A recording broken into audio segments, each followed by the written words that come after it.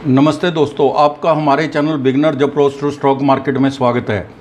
Beginners शब्द से हमारा अभिप्राय जो है वो है स्टॉक मार्केट में निवेश करना चाहते हैं जो नए बिगनर्स और शुरुआत करते हैं। इसमें वो यंग बच्चे शामिल हैं जिन्होंने अभी कोई नौकरी प्राप्त की है या कोई बिजनेस शुरू किया है।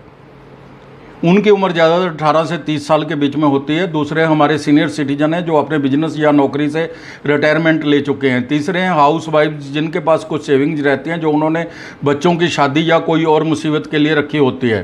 पहले इक्विटी मार्केट में काम करना मुश्किल था, अब तो हर तीसरे दिन पेमेंट मिल जाती है। ट्रांसपेरेंसी है। यंग इन्वेस्टर्स को कभी भी डे ट्रेडिंग और एफएनओ में काम नहीं करना चाहिए। उनको रातों रात अमीर बनने की लालसा नहीं रखनी चाहिए। Share investment is a business of patience. अब मैं यहाँ सेबी की एक रिपोर्ट का जिक्र करता हूँ। FY 21-22 में वायदा और विकल्प में 45.24 लाख व्यक्तियों में केवल 11% ने लाभ कमाया था। अब मैं एक और घटना बताता हूँ। यह बात 1999 के आसपास की है। शेयर मार्केट हर्षद मेहता कांड के बाद रिकवर होने लगी थी। हम एक ब्रोकर जो दिल्ली में काम करता था उसके पास उसके ऑफिस में गए। उसने वहाँ पर 4 बड़ी फ़ोटो लगा रखी थी। वह हमें बताने लगा कि एक उनके माताजी की है, दूसरी पिताजी की और तीसरी उनके गुरुजी की, और चौथा फ्रेम खाली था। उस ब्रोकर ने बताया कि उसमें फ़ोटो उसकी लगाऊंगा जो ट्रेडिंग से अमीर बनेगा। हमने इन्वेस्टमेंट से राकेश झुनझुनवाला, डॉली खन्ना, मधु केला, आशीष कचौलिया और दमानिया इत्यादि को अमीर बनते देखा है, लेकिन ट्रेडिंग से बनने वाले एक भी नाम हमें नहीं पता। सीनियर सिटीजन और हाउसवाइफ्स को भी अपने पैसे का 20% इक्विटी में ज़रूर लगाना चाहिए।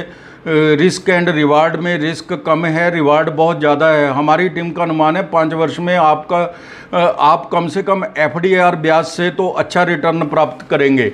आज हम एक डिफेंस सेक्टर की कंपनी भारत डायनामिक पर चर्चा करेंगे। पहले हम इसका बिजनेस मॉडल समझेंगे, फिर इसके फंडामेंटल्स सीखने की कोशिश करेंगे, फिर कुछ मुनाफे की बात भी करेंगे, यानी प्राइस वैल्यूएशन पर भी चर्चा करेंगे। Bharat dynamic limited is a government of India enterprise. It is engaged in the manufacturing of guided missiles and allied defence equipments.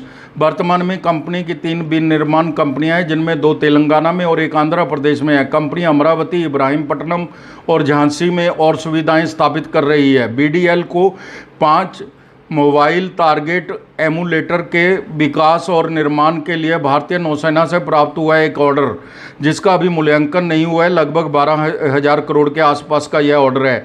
इसके अलावा 15,000 करोड़ रुपए के ऑर्डर मिलने की उम्मीद है जो भारत सरकार के साथ बातचीत एडवांस स्टेज पर है।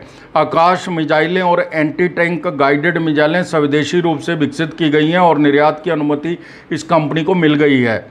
सरकारी डिफेंस सेक्टर की कंपनी है, मोनोपोली प्रोडक्ट्स है। बिजनेस मॉडल को 10 में से 10 नंबर हम देते हैं। अब हम भारत डायनामिक लिमिटेड के फंडामेंटल्स समझने की कोशिश करते हैं। मेन पॉइंट्स हैं जो इसके वो देख लेते हैं। मार्केट कैप 19,574 करोड़ है। स्टॉक P 55.2 है। बुक वैल्यू 175 रुपये पर शेयर है। ROE 11.3% है। फेस वैल्यू 10 रुपये है। प्रॉस एंड कॉन्स भी चेक कर लेते हैं। कंपनी कर्ज मुक्त है। 43.8% का अच्छा डिविडेंड पेमेंट मेंटेन कर रखा है। डेटर डेज 42 दिन से कम होकर 27 दिन रह गए हैं। कॉन्स्टेंट में कंपनी की इक्विटी पर रिटर्न बहुत कम है जो 3 साल में 13.1 की एवरेज है। तो अब हम क्वार्टरली और एनुअल रिजल्ट्स भी देख लेते हैं, लेकिन इस इंडस्ट्री के लिए ये कंपैरिजन बनता नहीं है क्योंकि कब इसका ऑर्डर आता है, कब इसकी डिसबर्समेंट होती है, कब कमीशनिंग होती है, तो ये बहुत लंबा प्रोसेस है। 2 साल, 3 साल, 4 साल तो इसमें इजीली लग जाते हैं। चलो फिर भी फंडामेंटल चेक कर लेते हैं। सेल है जो जून 22 की, जो मार्च 23 की और जून 23 की देख लेते हैं। सेल 695 करोड़ थी जून 22 के अंदर और मार्च 23 के अंदर 798 करोड़, जून 23 के अंदर 298 करोड़। OPM 6% था। मार्च 23 के अंदर 23% था और जून 23 के अंदर -11% था। नेट प्रॉफिट 40 करोड़ था। मार्च 23 के अंदर 153 करोड़ था और जून 23 के अंदर 42 करोड़ था। सेल काफ़ी कम हुई है। OPM भी -11% हो गया। नेट प्रॉफिट जून 22 40 करोड़ था जो 42 करोड़ हो गया। इस तरह की कंपनियों में आप एक या 2 तिमाहियों के रिजल्ट से नहीं एनालिसिस कर सकते। लिमिटेड क्लाइंटेज है और ऑर्डर बड़े होते हैं। अब हम वार्षिक नतीजे भी देख लेते हैं। मार्च 22 और मार्च 23 के कंपेयर कर लेते हैं। सेल मार्च 22 के अंदर 2817 करोड़ थी और मार्च 23 के अंदर 2488 करोड़ थी। ओपीएम 26% था और 16% रह गया। नेट प्रॉफिट 500 करोड़ था, 352 करोड़ रह गया। रिजल्ट्स मार्च 22 के मुकाबले थोड़े कमज़ोर हैं। स्टॉक प्राइस CAGR 5 साल की 25% है, 3 साल की 51% है और 1 साल की 26% है। बैलेंस शीट देखते हैं। रिजर्व है 3028 करोड़ के, borrowing 9 crore, debt free company है। Cash and cash equivalent 74 crore है। डेटर्स डेज 39 डेज से 27 डेज हो गए। इन्वेंट्री डेज 584 हैं, 584 डेज हैं। वर्किंग कैपिटल डेज 238 हैं। जैसे हम बता रहे थे, जिसका स्टॉक क्लियरेंस लगभग 2 साल में होता है और वर्किंग कैपिटल डेज भी लगभग 1 साल के बराबर हो, आप 2-3 क्वार्टर या 1-2 साल में कंपेयर नहीं कर सकते। बहुत हैवी इंडस्ट्री है। शेयर होल्डिंग पैटर्न प्रमोटर 74.93%, ये राष्ट्रपति के नाम से है, भारत सरकार के हैं। FII 3.36%, DII 13.78%, पब्लिक के पास तो केवल 7.92% ही शेयर हैं। हमारी टीम इसके फंडामेंटल्स को 10 में से 8 नंबर देती है। रिटर्न ऑन इक्विटी कम है इस वजह से। अब हम भारत डायनामिक लिमिटेड के प्राइस वैल्यूएशन पर चर्चा करेंगे। क्या इस डिफेंस सेक्टर के मोनोपोली वाले प्रोडक्ट में इन्वेस्ट किया जा सकता है? उचित दाम और भविष्य के दाम क्या रह सकते हैं? आजकल के भाव 1060 के आसपास है। 52 वीक हाई एंड लो 1278 रुपये और 787 रुपये है। यह अपनी 55 मल्टीपल की पी पर मिल रहा है। ROE 11.3% है। थर्मेक्स कंपनी का प्राइस 69 मल्टीपल की पी पर है। जुपिटर वैगन्स 75 मल्टीपल पी पर है।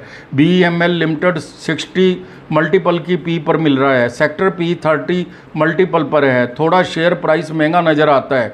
इसको एकदम खरीदने के बजाय आप 3-4 बार में खरीद सकते हैं या सिप के माध्यम से भी खरीद सकते हैं। इसको 1000 से नीचे आने तक वेट भी कर सकते हैं। 3 विश्लेषकों की राय है जो उन्होंने 10 रिपोर्टों में दी है। उन्होंने 1191 रुपये का प्राइस टारगेट बताया है। मनी वर्क्स फॉर मी द्वारा पिछले 10 वर्षों की वित्तीय रिकॉर्ड एनालिसिस संकेत देता है कि भारत डायनामिक लिमिटेड एक अच्छी क्वालिटी का शेयर है। लंबी अवधि में यह स्टॉक अच्छी रिटर्न दे सकता है। यह आत्मनिर्भर India, made in India, make in India जैसी स्कीमों में आता है। एक फॉरकास्टिंग कंपनी ने इसके दाम 13,924 यानी कि 1 साल बाद 1555 रुपये और 5 वर्ष के टारगेट उन्होंने 3088 रुपये दिया है। तो दोस्तों, ये था हमारा विश्लेषण, फंडामेंटल विश्लेषण और वैल्यूएशन। तो कोई भी शेयर खरीदने से पहले अपने वित्तीय सलाहकार की राय ज़रूर ले लें और हमारा जो डिस्क्लेमर है वो भी आप डिस्क्रिप्शन में देख सकते हैं। Thank you very much.